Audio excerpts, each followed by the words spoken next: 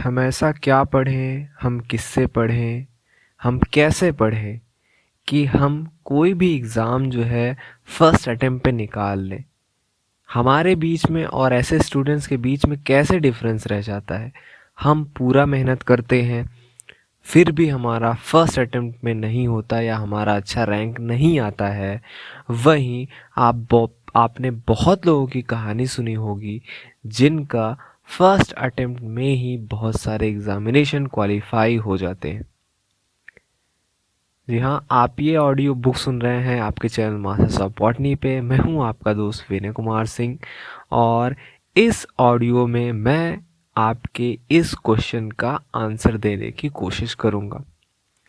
सबसे बड़ी बात तो ये है कि आप ये समझिए कि सबका जो स्टेज होता है वो अलग अलग होता है।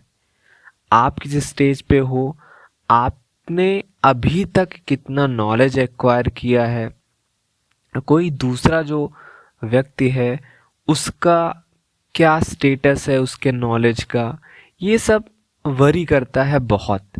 जितने टाइप के स्टूडेंट होते हैं उन्होंने पिछला कितना पढ़ रखा है, कैसे पढ़ रखा है, उस हिसाब से उनके नॉलेज का स्टेटस अलग अलग होता है।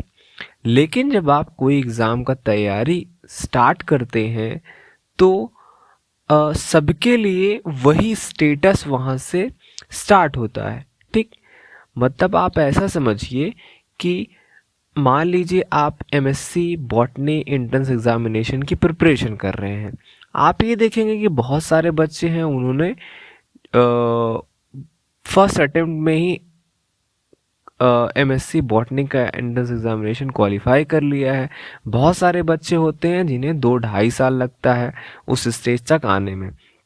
ऐसा इसलिए होता है क्योंकि जो हमारी पुरानी शिक्षा अभी तक रही है, जो हमने 9, 10, 12 तक पढ़ा या हमने बीएससी करके कहीं से आया है, जो हमारे नॉलेज का स्टेटस है वो अलग है। या तो आपको सही से पहले चीज़ें पढ़ाई नहीं गई है या किसी कारणवश आप वो सब जो सारी चीज़ें हैं वो नहीं पढ़ पाए हैं। वहीं जो दूसरा स्टूडेंट है उसकी पढ़ाई अच्छी हुई है, 10th 12th तक उसके टीचर्स अच्छे थे, उसे सब कुछ पढ़ाया गया है, उसका सिचुएशन ऐसा था परिवार का जिससे उसे पढ़ने में भी सपोर्ट मिला है हर जगह से। और जब वो स्टेज आया, आप दोनों लोग जो है दोनों लोगों ने बीएससी कंप्लीट किया। अब आप एक स्टेज पे आते हैं जहाँ पे आपको एमएससी बॉटनी एंट्रेंस एग्जामिनेशन देना है। आपके पास भी 3 महीने होंगे और उसके पास भी 3 महीने होंगे। उस दूसरे स्टूडेंट के बारे में मैं बात कर रहा हूँ जिसकी पढ़ाई बहुत अच्छे से हुई है। अब जब आप दोनों लोग तैयार करना स्टार्ट करेंगे तब आप ये देखेंगे कि आपको बहुत प्रॉब्लम होगी वहाँ पे। और जो बच्चा पहले से ही सब कुछ अच्छे से पढ़ा हुआ होता है उसकी तैयारी बहुत अच्छी चलती है। और फिर ऐसे में जो बच्चा पहले से अच्छा पढ़ा होता है, जिसका नॉलेज का स्टेटस बढ़िया है, वो अच्छे तरीके से किसी भी एग्ज़ाम के लिए जो वो प्रिपेयर कर रहा हो उसका वो प्रिपरेशन अच्छे से कर लेता है। और फिर वही ऐसे लड़के होते हैं जिनका आप सुनते हैं कि उन्होंने किसी भी एग्ज़ाम को फर्स्ट अटेम्प्ट में क्वालिफाई कर लिया है। और अगर कोई नहीं कर पा रहा है तो इसका ये मतलब है कि उसका नॉलेज का जो स्टेटस है वो अभी अच्छा नहीं है। और इसके पीछे उसकी गलती नहीं है कि उसने अभी जो है अच्छे से प्रिपरेशन नहीं किया। इसके पीछे पुरानी चीज़ें हैं, पुराना नॉलेज है। मैं आपको बोल रहा हूँ कि जो आपका नॉलेज का स्टेटस होता है वो जो पिछली चीज़ें आपको पढ़ाई गई हैं वो अच्छे से नहीं पढ़ाई गई हैं, या तो बहुत सारे रीज़न होंगे जिसके कारण आप नहीं पढ़ पाए होंगे। ओके, बाकी जहाँ तक बात रहा माइंड का, तो माइंड तो सबका अलग अलग होता ही है।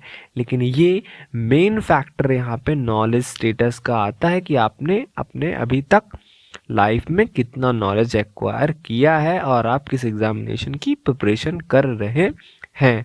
ओके, तो यहाँ पे ऐसा कुछ नहीं है बात सोचने का या आप ज़्यादा परेशान हों कि अरे ऐसे कौन से बच्चे होते हैं जो फर्स्ट अटेम्प्ट में सारी चीज़ें तैयार कर लेते हैं, मैं भी उनके साथ एग्ज़ाम देता हूँ, मेरा नहीं हो पाता।